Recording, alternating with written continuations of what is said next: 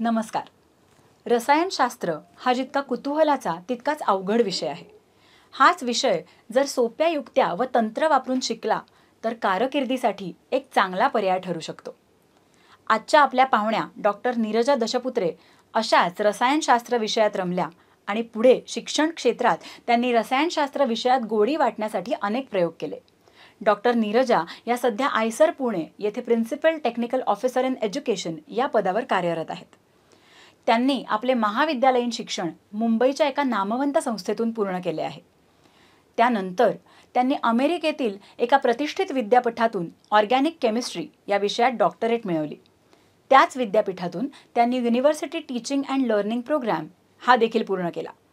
त्यानंतर त्यांनी तिथेच अध्यापनाचेही काम केले आणि 2016मध्ये त्या आयसर पुणे येथे कार्यरत झाल्या.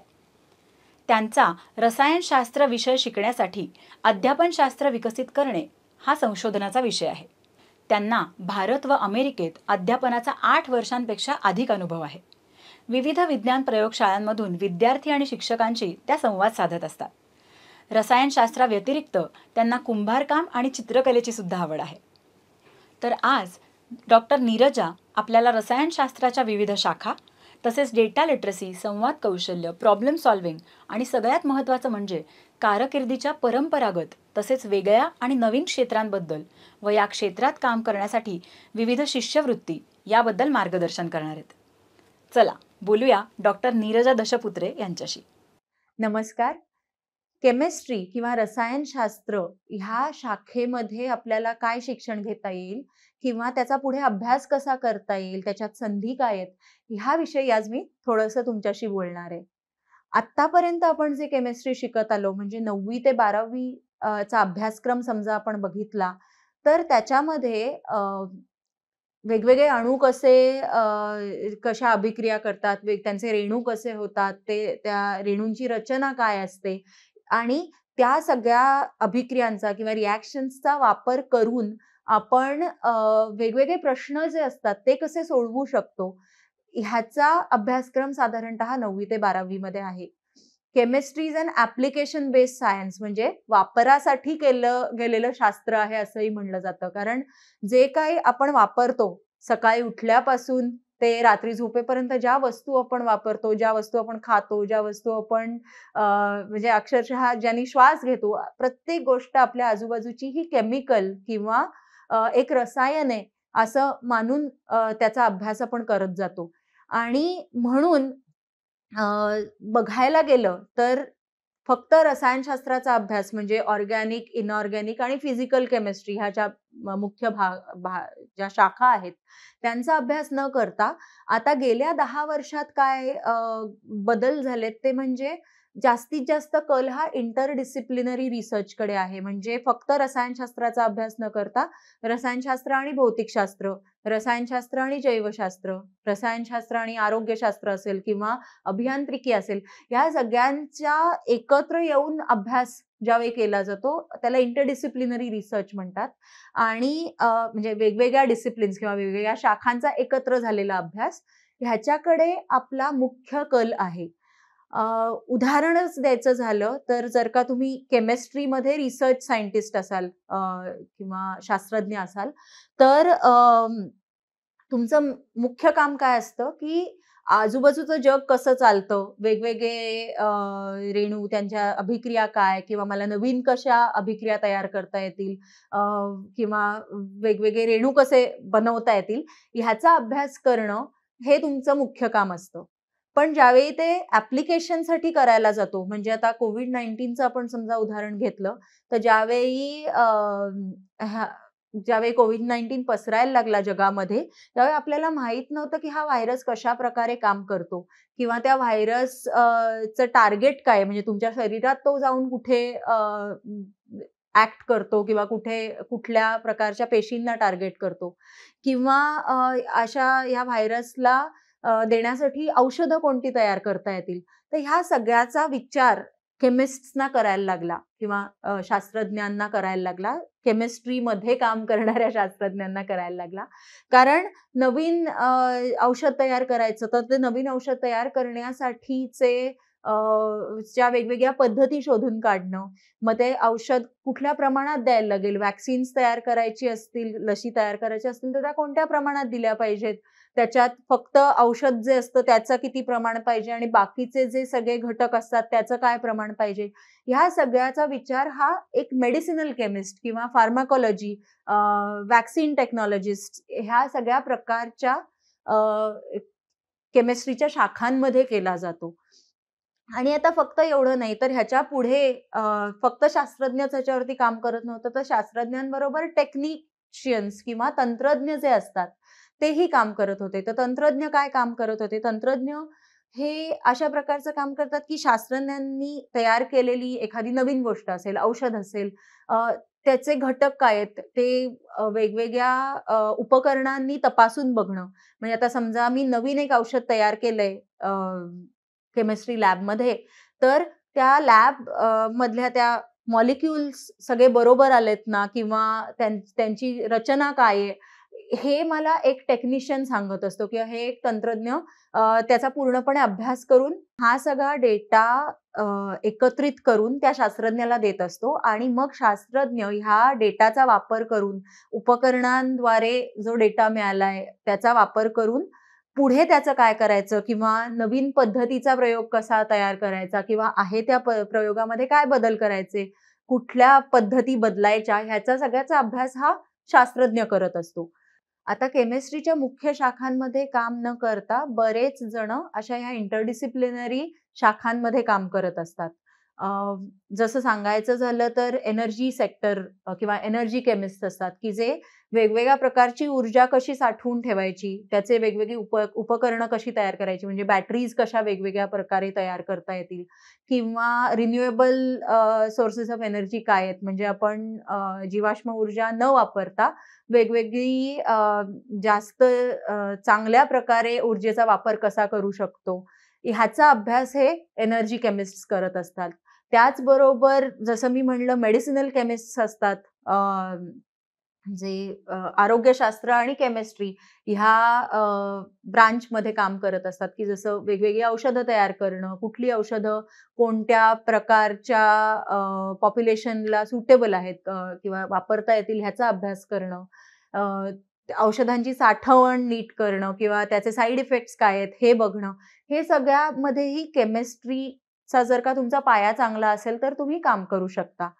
त्याचबरोबर टॉक्सिकॉलॉजिस्ट्स असतात, की वेगवेगळ्या प्रकारची विषं कोणती असतात आणि त्या विषांचा अ, मानवाच्या शरीरावरती होणारा परिणाम किंवा त्यापासून सगळ्या जगाला सुरक्षित कसं ठेवायचं, किती प्रमाणात एखाद्या गोष्टीचा वापर केला पाहिजे, हे टॉक्सिकॉलॉजिस्ट्स आपल्याला सांगतात. एन्व्हायर्नमेंटल केमिस्ट म्हणजे पर्यावरणावरती काम करणारे. आता आपण बघतोय की क्लायमेट चेंज होतोय. आपल्या पूर्ण जगाचं पर्यावरण खूप बदलतंय. मग ह्याचा अभ्यास करणारी लोकही केमिस्ट्रीचा जर का तुमचा पाया पक्का असेल, तर ह्या विषयातही तुम्ही पुढे शिरू शकता. किंवा फोरेन्सिक सायन्सेस किंवा जिथे एखादा गुन्हा झालेला असेल, तर तो गुन्हा कोणी केला, त्या गुन्हेगारापर्यंत पोहोचण्यासाठी त्या जागेचा अभ्यास करून तुम्ही बरेचदा बघितलं असेल सिनेमांमध्ये किंवा वेगवेगळ्या सीरियल्समध्ये तिकडची सॅम्पल्स गोळा केली जातात. त्या सॅम्पल्सवरती वेगवेगळ्या प्रक्रिया, अभिक्रिया करून नक्की गुन्हेगार कोण हे शोधलं जातं. तर ह्याच्या मागे जे सायंटिस्ट काम करत असतात, जे शास्त्रज्ञ काम करत असतात, त्यांचा मुख्य अभ्यास हा केमिस्ट्री रसायनशास्त्राचाच असतो. तर असं बघायला गेलं तर खूप वेगवेगळी करिअर्स आहेत.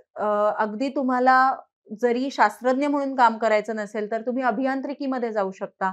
केमिकल इंजिनिअर्स जे असतात ते इंडस्ट्रीमध्ये एखाद्या संशोधनाला मोठं कसं करता येईल, म्हणजे जर का मी लॅबमध्ये एक उदाहरणच द्यायचं झालं तर परत कोविड-19चं उदाहरण घेऊया, की लॅबमध्ये ज्यावेळी पहिल्यांदा अ, औषध बनवलं गेलं, ते अगदी छोट्या प्रमाणात बनवलं गेलं. पण ज्यावेळी आपल्याला ते सगळ्या जगासाठी बनवायचं होतं किंवा अख्ख्या भारतात ते व्हॅक्सिन पुढे न्यायचं होतं, तर त्याचा मास प्रोडक्शन मोठ्या प्रमाणात त्याचं उत्पादन कसं करता येईल, हे विचार करण्यासाठी केमिकल इंजिनियर्सची गरज पडली. अभियांत्रिकी शाखेचा ज्यांनी अभ्यास केलाय. परत त्यांना आधी केमिस्ट्रीचं ज्ञान हे खूप महत्वाचं होतं आणि म्हणूनच जसं बघायला गेलं तर केमिस्ट्री हा एक सेंट्रल सायन्स किंवा अगदी मुख्य शास्त्र आहे आणि ह्याचा वापर करून तुम्ही पुढे कोणत्याही प्रकारच्या शाखेमध्ये खरं तर तुमच्या आवडीच्या शाखेमध्ये तुम्ही जाऊ शकता. गेल्या 10 वर्षातलं बघायला गेलं तर 10 वर्षात आर्टिफिशियल इंटेलिजन्स खूप मोठ्या प्रमाणात आलाय आणि केमिकल नेटवर्किंग नावाचं एक नवीन फील्ड किंवा एक नवीन शास्त्र पण जन्माला येतंय, की ज्यामध्ये तुमचा केमिस्ट्रीचा अभ्यास आणि एआय या दोघांचा वापर करून नवीन पद्धतीचे मॉलिक्युल्स बनवणं किंवा नवीन मॉलिक्युल्स बनवण्यासाठीच्या सिंथेटिक पद्धती नवीन शोधून काढणं हे कॉम्प्युटरद्वारे म्हणजे तुम्हाला समजा कॉम्प्युटर सायन्स आवडत असेल, अल्गोरिदम्स आवडत असतील तर ते आणि केमिस्ट्रीचं ज्ञान वापरून तुम्ही एकत्र होऊन ह्या नवीन फील्डमध्ये पण काम करू शकता. सांगायचा मुद्दा हा की संधी खूप आहेत. पण संधींचा वापर चांगला करायचा असेल तर 2-3 गोष्टींचा आपल्याला पहिल्यापासून विचार करायला लागतो. पहिली गोष्ट म्हणजे शास्त्र हे पाठांतर न करता त्यामागचं खरं शास्त्र हे समजून घेणं. म्हणजे व्हाय किंवा का असं होतं? हे प्रश्न ज्यावेळी आपण विचारायला लागतो, त्यावेळी आपण त्याच्या मागची कारणं समजून घ्यायला लागतो आणि मग फक्त घोकंपट्टीनी मार्क न मिळवता खरंच समजून उमजून आपण ते शास्त्र वापरायला लागतो. उदाहरणच द्यायचं झालं तर तुमच्या केमिस्ट्रीच्या पुस्तकामध्ये कार्बनला 4 बंध करायला आवडतात किंवा 4 बंध करतो असं सांगितलंय. मग 4च का? मग 3 का नाही? 5 का नाही? 3 केले तर त्याची रचना काय असेल? 5 केले तर त्याची रचना काय असेल? 5 केले तर अनस्टेबल कंपाउंड का तयार होतात? आणि जर का मला 3 करायचं असतील तर कोणत्या परिस्थितीमध्ये, कोणत्या वेगवेगळ्या कंडिशन्समध्ये कार्बन हा 3 बॉन्ड्स तयार करू शकतो आणि त्याचा वापर करून आपण नवीन अभिक्रिया तयार करू शकतो का? म्हणजे जर का आपण का विचारत गेलो तर आपलं त्या विषयाचं जी समज आहे ती अजून वाढत जाते. म्हणून जर का अभ्यास करत असाल 9वी ते 12वी मध्ये तर फक्त पुस्तकात लिहिलंय तेवढं न वाचता अजून त्याच्यामध्ये आपल्याला प्रश्न पडले पाहिजेत आणि त्याची उत्तरं शोधून घ्यायचा आपण प्रयत्न केला पाहिजे. 12वी नंतर बघायला गेलात तर BSc, bachelor of science, master of science किंवा BTech, bachelor of technology, bachelor of engineering, BE हेही फील्ड्स आहेत. फक्त एम-एस-सी करून चालणार नाही. तुम्हाला जर का खूप चांगल्या पद्धतीचं काम करायचं असेल तर पुढे तुम्हाला पी-एच-डी चा प्रबंधही लिहायला लागेल, ज्याच्यामध्ये तुम्ही स्वतः एखाद्या प्रश्नावरती, नवीन प्रश्नावरती काम करून त्याचं उत्तर शोधत असता. म्हणजे आत्तापर्यंत जगात जे ज्ञान उपलब्ध नाहीये असं म्हणूया, त्या प्रश्नाचा वापर किंवा उत्तर शोधून तुम्ही ते ज्ञान जगाला देता, ज्यावेळी तुम्ही पी-एच-डीचा अभ्यास करता त्यावेळी. आणि त्यापुढे पोस्ट डॉक्टरल स्टडीजही आहेत. तर ह्या सगळ्याचा विचार करता सुरुवातीपासूनच आपल्याला पाया चांगला ठेवला पाहिजे. म्हणजे 12वी पर्यंतचं केमिस्ट्री स्ट्रॉंग असणं, 12वी नंतर बी-एससीला ॲडमिशन घेतलीत, तर त्याही बी-एससी, एम-एससी ह्या प्रत्येक स्टेपमध्ये तुम्हाला चांगल्या प्रकारे अभ्यास करून चांगले गुण मिळवणं खूप गरजेचं आहे. बी-एससीला ॲडमिशनसाठी भारतात खूप वेगवेगळ्या संधी आहेत. तुम्ही बघायला गेला तर IITs, Indian institute of technologies आहेत, Indian institute of science, IISc आहे, IISER, Indian institute of science, education and research आहेत. खूप वेगवेगळ्या रिजनल इन्स्टिट्यूट्स असंही आहेत, म्हणजे ज्याच्यामध्ये नायसर्स असतात, नॅशनल इन्स्टिट्यूट. ह्या सगळ्या संस्था तुमच्या आजूबाजूला तुम्ही शोध घ्यायचा प्रयत्न केला तर तुम्हाला नक्की सापडतील आणि त्यांच्यामध्ये प्रवेश घेण्यासाठी ज्या प्रवेश प्रक्रिया असतात म्हणजे जॉइंट एंट्रन्स एक्झाम असेल आय-आय-टीची किंवा आयसर एंट्रन्स एक्झाम असेल आयसरमध्ये प्रवेश घेण्यासाठी प्रत्येक संस्थेचे वेगवेगळे निकष आहेत. पण ह्या सगळ्या परीक्षांमध्ये समजा चांगले गुण आणायचे असतील तर परत फक्त घोकंपट्टी न करता त्या विषयाला समजून घेणं आणि त्या विषयाचा अभ्यास करणं न थांबवणं हे एक महत्वाचं काम आहे. तुम्ही पुढे बी-एससी करायला लागलात आणि एम-एस-सी किंवा त्याच्या पुढेही शिकत गेलात तर फक्त विषय न समजून घेता त्या विषयाबरोबर लागणारी जी काही स्किल्स आहेत किंवा काही कौशल्य आहेत, ती आपल्याला नक्की घ्यायला लागतात. म्हणजे संवाद कौशल्य असेल, मग संवाद कशाप्रकारे तर बोलण्याचा असेल किंवा चांगलं लेखन करता येणं. हेही एक खूप महत्त्वाचं स्किल आहे किंवा कौशल्य आहे, की जे तुम्ही कुठल्याही शाखेत जा, केमिस्ट्रीच्याच नाही, पण कुठल्याही शाखेत जा, तुम्हाला ह्या 2 कौशल्यांचा उपयोग केलाच पाहिजे. बरेचदा शास्त्रज्ञ म्हणून तुम्ही एकटे काम करत नसता. तुमच्याबरोबर अख्खी टीम असते. जर का तुम्ही विज्ञान शाखेच्या म्हणजे आता रसायनशास्त्रातले शास्त्रज्ञ असाल, तर तुमच्या बरोबर कधी भौतिकशास्त्रातले शास्त्रज्ञ काम करत असतात, अभियांत्रिकीतले शास्त्रज्ञ काम करत असतात.